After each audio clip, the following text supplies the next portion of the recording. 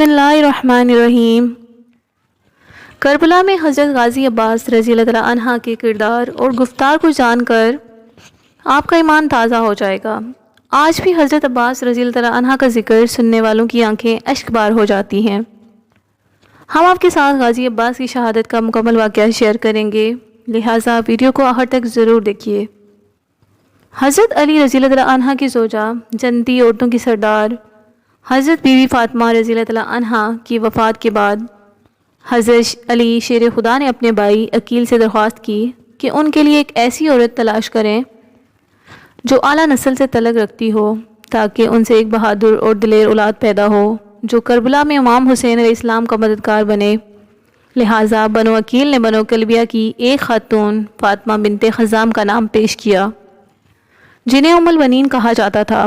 ان کا خاندان بہادری، پاکیزگی اور مہمان نوازی میں عرب میں سب سے مشہور قبیلہ تھا۔ لہٰذا مولا علی رضی اللہ عنہ نے ام البنین سے نکاح کر لیا اور سن 26 ہجری میں اپنے بیٹے میں ان کے ہاں بیٹے کی پیدائش ہوئی۔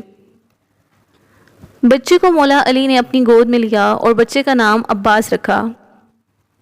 عباس شیر کو کہتے ہیں جس کو دیکھ کر دوسرے شیر بھاگ جائیں۔ آپ نے ان کے کانوں میں اذان دی اور بازو کا بوسہ لے کر رونے لگے۔ اس پر ام البنین نے کہا کہ آپ کیوں رو رہے ہیں؟ مولا علی نے کہا کہ کربلا میں تمہارے بیٹے کے دونوں بازو کاٹ کر تن سے جدا کر دیے جائیں گے، اور اللہ پاک ان کٹے ہوئے 2 بازو کے بدلے آخرت میں انہیں 2 پر عطا فرمائے گا۔ حضرت عباس ابن علی نے نہایت ہی حسین اور خوبصورت چہرہ پایا تھا۔ روایتوں میں آتا ہے کہ جب آپ گھوڑے پر سوار ہوتے تو آپ کے پاؤں زمین پر لگ جاتے تھے۔ حضرت علی رضی اللہ عنہ فرماتے ہیں کہ یہ عباس ہیں، یہ بنو ہاشم کے چاند ہیں، اس لیے غازی عباس کو قمر بنی ہاشم کہا جاتا تھا۔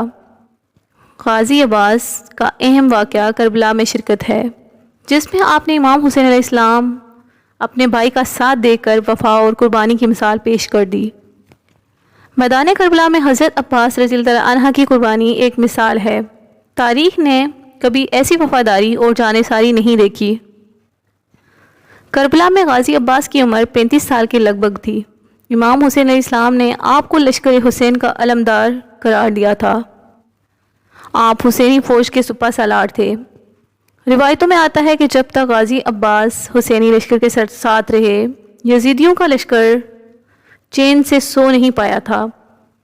جب عاشوراء کی رات امام حسین علیہ السلام نے اپنے تمام ساتھیوں سے فرمایا کہ رات کے اندھیرے کا سہارا لے کر جس کا جی چاہے وہ یہاں سے مجھے چھوڑ کر جا سکتا ہے اور اپنی جان بچا سکتا ہے، کیونکہ کل کی صبح شہادت یقینی ہے، اس وقت سب سے پہلے غازی عباس نے اپنی وفاداری کا اعلان فرمایا اور کہنے لگے، ہے امام حسین، ہم کس وجہ سے آپ کو تنہا چھوڑیں؟ ہم آخری سانس تک آپ کی حمایت میں رہیں گے۔ 3 دنوں سے پانی بند تھا۔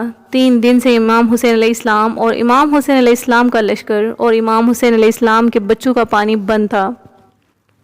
10 محرم کے دن جب پیاس کی وجہ سے بچے خیمے میں رونے لگے، امام حسین علیہ السلام کی بیٹی سکینہ پانی پانی پکار رہی تھی۔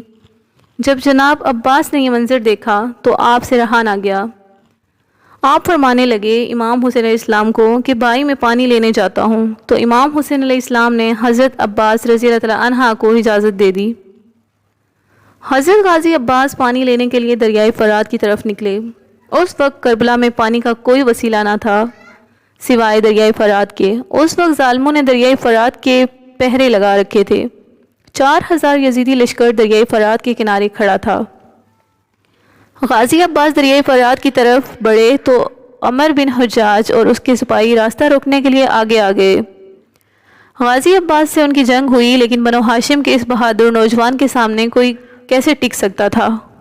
آپ نے دشمن پر حملے کر کے ان کو وہاں سے بھاگنے پر مجبور کر دیا۔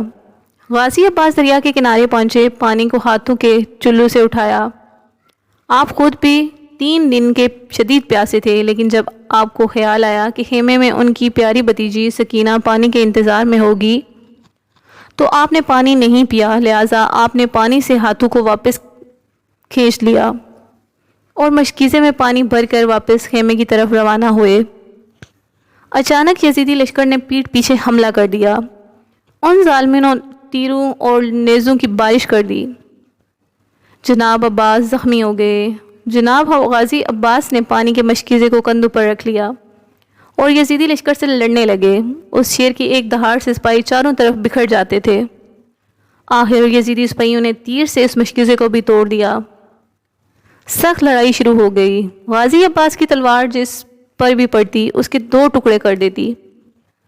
حضرت عباس اکیلے اور ہزاروں کا یزیدی لشکر تھا۔ کتنے ہی یزیدی لشکر کو آپ نے مار ڈالا۔ اچانک پیچھے سے ایک سپاہی نے آپ پر حملہ کیا، اس طرح آپ کا ایک بازو کٹ گیا۔ جب ایک بازو کٹا تو تلوار نیچے گر گئی۔ آپ نے دوسرے ہاتھ سے تلوار کو پکڑا اور دوسرے ہاتھ سے جنگ کرنے لگے۔ جناب غازی عباس کی بہادری کو سلام۔ جب آپ کا ایک بازو کٹ گیا تو آپ نے دوسرے ہاتھ سے تلوار اٹھائی اور یزیدی لشکر سے جنگ کرنے لگے۔ یزیدی لشکر نے آپ کے دوسرے بازو پر بھی تلوار سے حملہ کر دیا اور آپ کا دوسرا بازو بھی کٹ گیا اور آپ زمین پر گر گئے۔ اتنے میں ہی امام حسین علیہ السلام تیز رفتار سے بھاگتے ہوئے اپنے بھائی غازی عباس کے پاس آئے۔ امام حسین علیہ السلام نے اپنے بھائی کو گود میں لیا۔ حضرت عباس رضی اللہ عنہ نے اپنے بھائی کی طرف دیکھا اور فرمایا، میرے بھائی، اور آپ اللہ کو پیارے ہو گئے۔ امام حسین علیہ السلام رونے لگے اور فرمانے لگے کہ آج عباس کی شہادت سے میری کمر ٹوٹ گئی۔ فرات کا بھاؤ سردیوں کی طرح تاریک ہو گیا، آسمان سر ہو گیا اور ہاشمیوں کا یہ چاند 10 محرم 61 ہجری فرات کے کنارے شہید ہو گیا۔ خدا کے شیر کو علی کہتے ہیں اور علی کے شیر کو عباس کہتے ہیں۔ سلام ہو غازی عباس کی بہادری پر، اور سلام ہو حسین علیہ السلام پر، اور سلام ہو پیارے نبی صلی اللہ علیہ وآلہ وسلم پر، جنہوں نے اللہ کا دین بچانے کے لیے اپنی اور اپنے پیارے بچوں کی قربانیاں دے دی۔ اسلامک معلومات اور اس طرح کے مزید ویڈیوز کے لیے میرے چینل کو سبسکرائب کیجیے۔ ملتے ہیں اگلی ویڈیو کے ساتھ، تب تک کے لیے اللہ حافظ۔